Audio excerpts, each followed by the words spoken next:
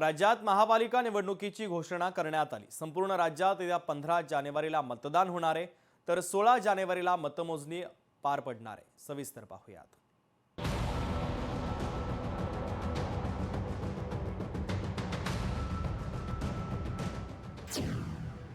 राज्यातल्या पालिका निवडणुकांची घोषणा।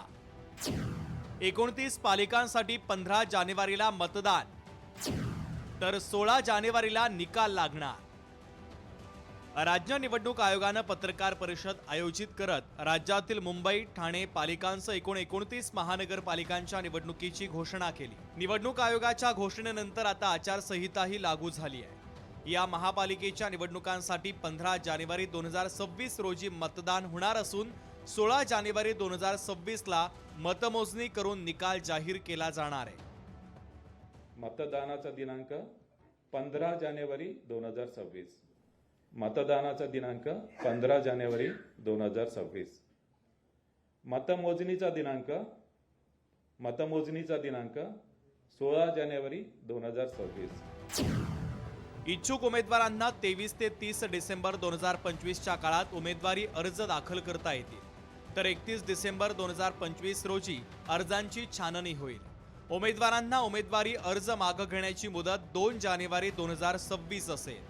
उमेदवारांना चिन्हांचं वाटप आणि अंतिम उमेदवारांची यादी 3 जानेवारी 2026 रोजी जाहीर केली जाईल। निवडणूक आयोगाने जाहीर केलेल्या निवडणुकीच्या कार्यक्रमानुसार राज्यातील सर्वच 29 महानगरपालिकांसाठी 15 जानेवारी 2026 ला मतदानाची प्रक्रिया पार पडेल। त्यानंतर दुसऱ्या दिवशी 16 जानेवारी 2026 ला मतमोजणी केली जाईल आणि निकाल लागेल। 1 जुलै 2025 ची मतदार यादी ही प्रभागनिहाय विभाजित करण्यात आलेली आहे आणि ही मतदार यादी ही भारत निवडणूक आयोगाकडून घेतलेली मतदार यादी असल्यामुळे या मतदार यादीमधील कुठलेही नाव डिलीट करणे किंवा कुठलेही नाव त्यामध्ये ॲड करणे याचे अधिकार राज्य निवडणूक आयोगाला नाही आहेत। आपण गेल्या 1 वर्ष पूर्ण पाहिलंय शेतकरी आत्महत्या वाढत चाललेल्या आहेत आणि आपल्याच माध्यमातून लोकांना सांगणार आहे की ह्या घोषणा आहेत त्या फसव्या आहेत, भाजप खोटं बोलत आहे, ह्याला बळी पडू नका, फसून जाऊ नका। 15 जानेवारीला महानगरपालिकेच्या निवडणुका होणार आहे।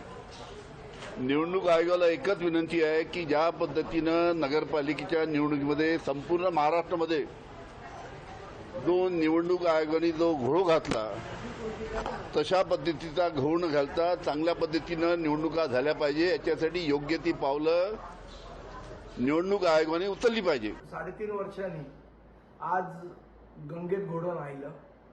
इतके दिवस आज निवडणुका, उद्या निवडणुका, 4 महिने पुढे, 2 महिने मागे, जे काय चाललेलं त्याच्यावर अखेर पडदा पडला आणि निवडणुका घोषित झालेल्या आहेत।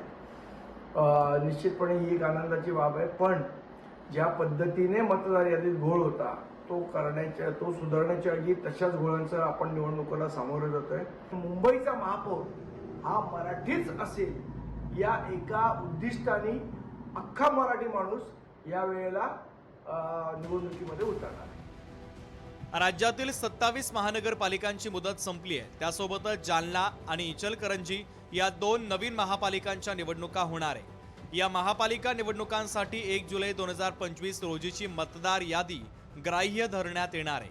ही यादी केंद्रीय निवडणूक आयोगाकडून आली असल्यानं त्यामध्ये नावं वगळण्याचे अधिकार राज्य आयोगाला नाहीत असं स्पष्टीकरण देण्यात आलं।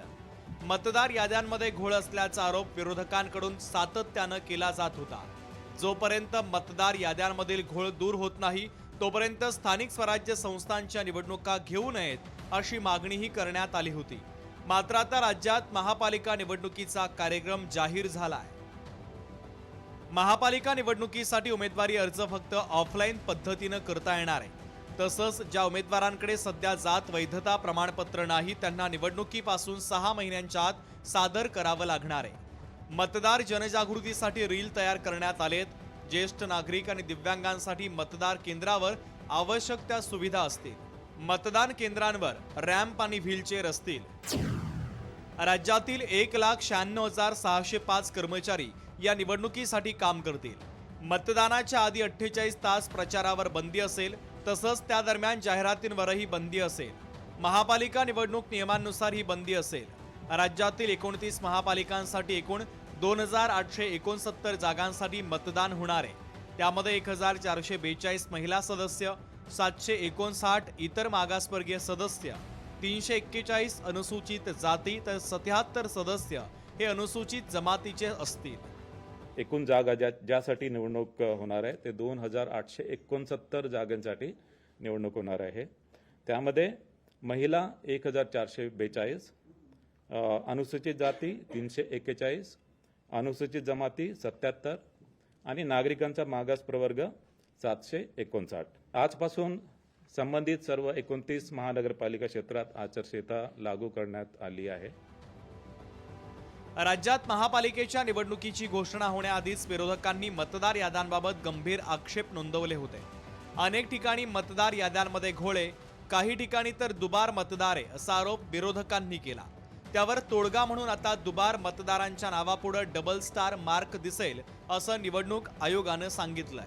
पण विरोधकांनी घेतलेल्या आक्षेपांवर सत्ताधारी नेत्यांनीही प्रतिक्रिया दिली आहे. राज्य निवडणूक आयोगाने ज्या महानगरपालिकेच्या निवडणुका लावलेल्या आहेत, या निवडणुकीमध्ये भाजपा महायुती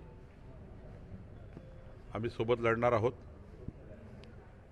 आणि मला विश्वास आहे की येणाऱ्या महानगरपालिका निवडणुकीमध्ये 29ही महानगरपालिकेमध्ये 51% वर मतं घेऊन 2/3 बहुमताने आम्ही जिंकू असा आम्हाला विश्वास आहे. महाराष्ट्रातील 29 महानगरपालिकेच्या निवडणुकीच्या संदर्भामध्ये आज माननीय निवडणूक आयोगाने आचारसंहिता घोषित केलेली आहे. या सर्व ठिकाणची निवडणुकीची तयारी शिवसेना पक्ष म्हणून आम्ही त्या ठिकाणी केलेली आहे. माननीय उपमुख्यमंत्री महोदय एकनाथजी शिंदे साहेबांचे आम्हाला आदेश आहेत. महायुतीच्या माध्यमातून या निवडणुकींना सामोरं जायचं. पुढील 1 महिना आता राज्यात पालिका निवडणुकांची रणधुमाळी पाहायला मिळणार आहे. या निवडणुकांमध्ये कोण सरस ठरेल हे 16 जानेवारीलाच कळेल. पण सध्या तरी सत्ताधारी आणि विरोधकांसमोर अत्यंत जोरकसपणे प्रचार करण्याच्या दृष्टीनं 1 महिना अनेक राजकीय घडामोडींचा असेल एवढं मात्र नक्की. ब्युरो रिपोर्ट, लोकशाही मराठी.